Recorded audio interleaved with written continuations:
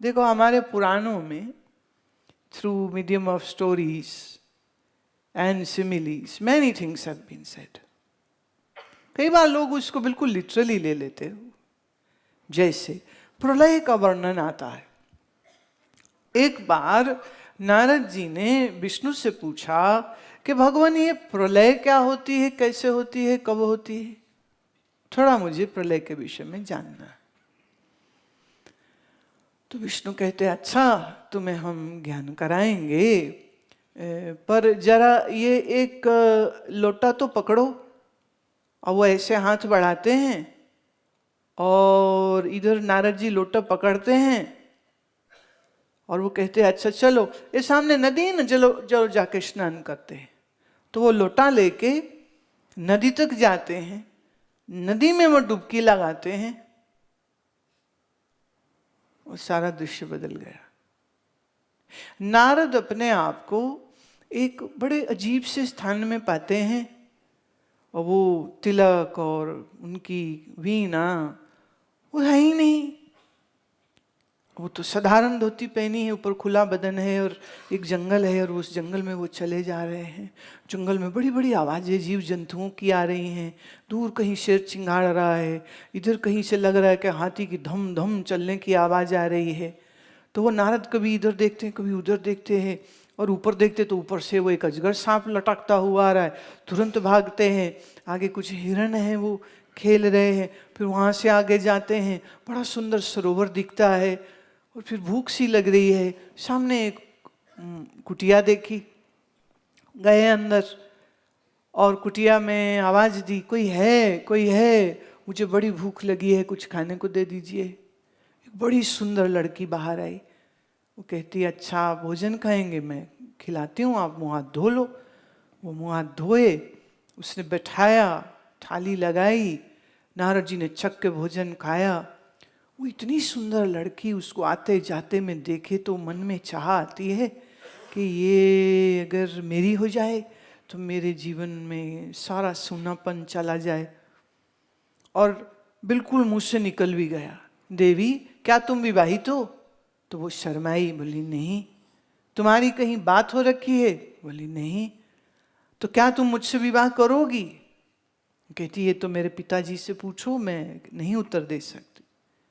अच्छा, मैं इंतजार करता हूँ. पिताजी कहाँ हैं? बोले वो गए हैं, आते. थोड़ी देर में एक वृद्ध व्यक्ति आया. तो नारद जी एकदम खड़े हो गए और नमस्कार किया और उसको पूछते हैं. अब ये नारद जी की बात हो रही है. देव ऋषि नारद, ब्रह्मा के मानस पुत्र नारद पूछते हैं, श्रीमान जी, मैं आपकी कन्या से विवाह करना चाहता हूं, अगर आप अनुमति दे. बोले मैं अनुमति दे सकता हूं, पर तुम इसे लेके नहीं जा सकते, तुम्हें भी यहीं रहना पड़ेगा. बोले हाँ, कोई दिक्कत नहीं, मैंने कहाँ जाना है? क्योंकि नारद को तो कुछ याद ही नहीं कि वो कौन है और कहाँ से आए. वृद्ध ने एक पंडा बुलाया, पंडित जी ने ब्याह कराया. नारद जी घर जमाई बन के वो घर में रहने लग गए.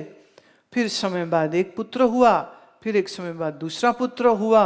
भरा पूरा परिवार. नारद जी खेती करें, फसल उगाएं, सब्जियां उगाएं, बच्चे पालें, पत्नी के संग सुख से रह रहे.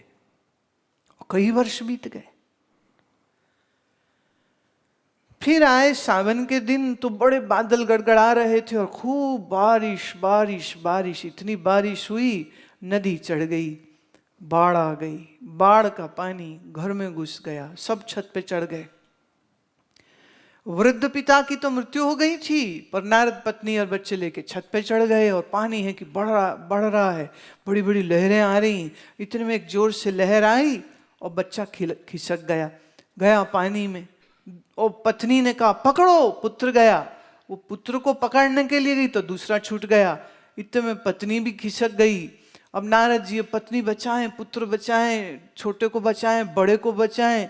और पानी का इतना वेग है, नारद जी भी लगे बहने, बह रहे. पत्नी पता ही नहीं कहाँ की कहाँ गई. बच्चा डुबकी खा के अंदर. और इतने में एक बड़ी सी लहर आई और नारद जी एकदम डर से आंखें बंद कर ली. पानी ने उनको भी डुबा दिया. इतने में कंधे पे हाथ आया. अरे आंख खोलो. आंख खोली सामने कृष्ण है, वे विष्णु जी हैं, ना वहाँ नदी है, वो बाढ़ नहीं है, कोई बारिश नहीं है, कोई काले बादल नहीं है। और नारद रो रो के, मेरी पत्नी कहाँ गई, मेरी पत्नी कहाँ गई, मेरा पुत्र, मेरा, हे विष्णु मेरे पुत्र को बचाओ, रक्षाम रक्षाम रक्षा रक्षा करिए। विष्णु जी कंधे पकड़ के जोर से हिलाते, नारद हम लोग स्नान किए, ये डुबकी तूने एक मारी, ये क्या हुआ है तुझको? अब नारद जी देखते हैं, अरे भगवान कितना समय हो गया? बोले एक पल ही तो लगता है, ये देख डुबकी मार के दिखाई, ये देख सिर गया अंदर, सिर आया बाहर, बस कितना वक्त, क्या पागल हो गए हो क्या? नारद तो बिल्कुल बहुत चक्के हो गए, भाई ये हुआ क्या मेरे साथ? यहां तो सालों लंबा नजारा देखा है उन्होंने, एंड एक्चुअली क्या पल कितना, एक पल में कई साल का दृश्य कैसे हो सकता है? तो नारद जी बिल्कुल हतप्रभ होके कहते, हे विष्णु ये क्या था, ये क्या था, मेरी तो सांस नहीं आ रही है, मेरे वो बच्चे, मेरी वो पत्नी, मेरा वो घर। विष्णु कहते हैं, तुमने पूछा था ना माया क्या है, यही है माया। और तूने पूछा था प्रलय क्या है, वही था प्रलय जो तुमने देखा। नारद कहते, मैंने बोलने को कहा था, तो बोल के समझाने को कहा था, ये क्या लीला रच दी? तो नारद बिल्कुल परेशान से होके जमीन पे बैठ गए, कहते मैं ब्रह्मा का पुत्र हूं, मुझे देव ऋषि कहा जाता है, और फिर भी मैं भूल गया। जब मैं भूल गया तो एक आम साधारण जीव का क्या होता होगा? मैं ब्रह्मा का मानस पुत्र, और फिर भी मुझे याद ही नहीं कि मैं देव ऋषि हूं, मुझे याद ही नहीं मैं नारायण सुमिरन करता हूं। मैं तो बिल्कुल एकदम साधारण मनुष्य की भांति भटक रहा था, जंगल में शेर चीतोर सब जानवरों के बीच में फंसा हुआ था, और ये सब क्या था? तो विष्णु कहते हैं, नारद जो कुछ तुमने देखा वो तुम्हारे चित्त से ही निकला था, तुम्हारे ही चित्त अर्थात सबकॉन्शियस माइंड ने वो सब तुम्हें दिखाया। वो जो तुमने देखा अपने आप को, जो पत्नी, जो वृद्ध, जो जंगल, जो कुटिया, जो नदी, जो बाढ़, जो डूबना, जो बच्चे, वो सब मिथ्या ही, असत्य ही भास रहे थे, असत्य ही प्रतीत हो रहे, वहां कुछ था ही नहीं। तुमने तो डुबकी लगाने के लिए सिर अंदर किया, और थोड़ी ज्यादा देर हो गई थी, मुझे लगा तुम कोई सांस वांस रोक के बैठ गए, प्राणायाम कर रहे हो, तो इसलिए मैंने तुमको कहा चल भाई सिर बाहर निकाल ले, अब कितनी लंबी डुबकी लगाओगे, बस इतना ही तो वक्त लगा। बोले भगवान एक पल में सालों लंबा अनुभव कैसे हो गया?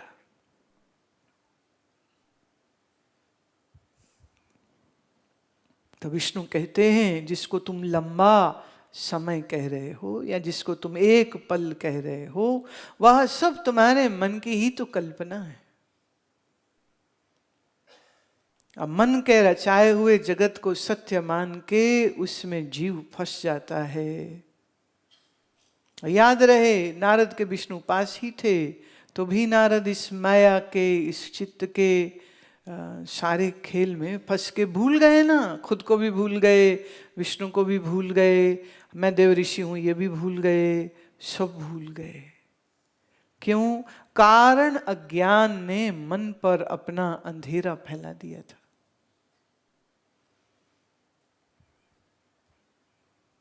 फिर विष्णु जी के चरणों में बैठ के नारद जी ने कहा, प्रभु अब जरा मुझे आप उपदेश दीजिए कि ये मन की माया से मैं बाहर कैसे निकलूं। तब विष्णु ने नारद को ब्रह्म ज्ञान का उपदेश दिया। जीव ईश्वर क्या है वो समझाया, मन माया क्या है सो समझाया, व्यष्टि समष्टि क्या है वो समझाया, जागृत स्वप्न सुषुप्ति अवस्था क्या है वो समझाया।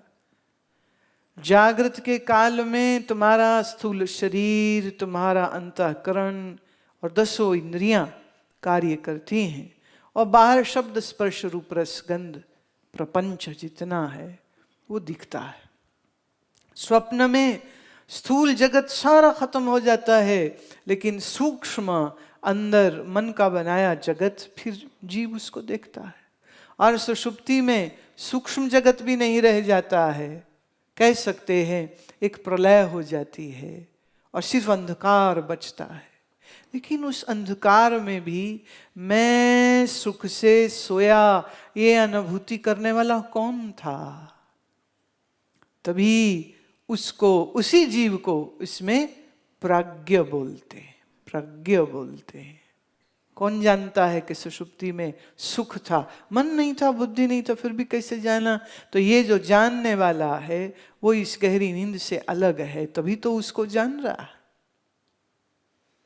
आप कहते हैं मैं सो गया था और फिर सुबह उठा हूं और बीच में थोड़े थोड़े सपने आए थे। तो अगर तुम ये कहते हो कि तुम सो गए थे, तो सोने को जाना कैसे? इसका मतलब कोई और सो गया था और कोई जान रहा था और देख रहा था कि गहरी नींद हो गई, या अब सपने हो रहे हैं, या बीच में थोड़ी नींद खुली तो करवट ली या पानी पिया और फिर सो गए। इसका मतलब सपने और नींद और सुषुप्ति भी मन पे घटित होते हैं और आप इस मन में घट रही घटना को भी जानते हैं। क्यों? क्योंकि आप इस मन के जानने वाले हैं। तो जैसे आपकी जागृत स्वप्न सुषुप्ति है, ऐसे ही ईश्वर की जागृत स्वप्न सुषुप्ति है। या हम ये भी कह सकते हैं कि ये सारा जगत ईश्वर का ही स्वप्न है। जैसे तुम्हारे सपने में जो कुछ देखते हो वो सब तुम्हारा मन ही होता है, ऐसे ही हम कह सकते हैं कि इस जगत में जो कुछ भी दिख रहा है वो सब ईश्वर ही है। आपके सपने में भूत प्रेत दैत्य अप्सरा मनुष्य पशु कुछ भी दिखा, आपके मन ने उसे बनाया है, तो आपका ही मन सब कुछ बना है।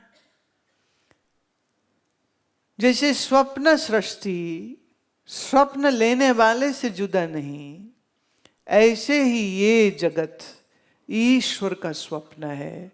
इसमें जो कुछ है सब ईश्वर रूप ही है। ईश्वर ही जीव हुआ है और ईश्वर ही जगत हुआ है और ईश्वर ही प्रकृति हुआ है।